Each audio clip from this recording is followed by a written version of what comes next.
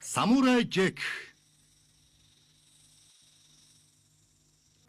Эртээ үрдийн цагт алс хязгаар нутагт харанхуй бүдүүлгээгээ зэгнэж Жакоби асар олон бузруулаа зүйлийг газар дэлхий дээр суллаж гаргасан юм.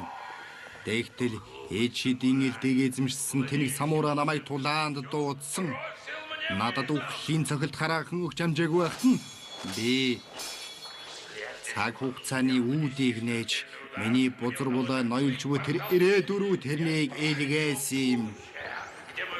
Гэтэл одоо тэр мангарамтэн Аку миний мэдэлд байдаг тэрхүү ирээдүг засч залруулах арга замыг эрж хайгаад угаа юм гинэ.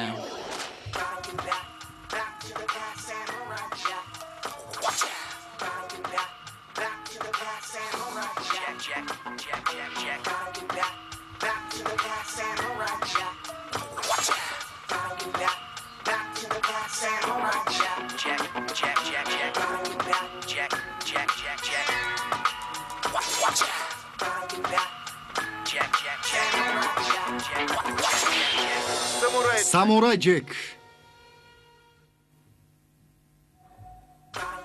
Нэгдүгээр төгсөв орчуулсан цэгмдийн их заяа 25 дугаар сүүлчийн кино албан төрүүлээ 2011 он.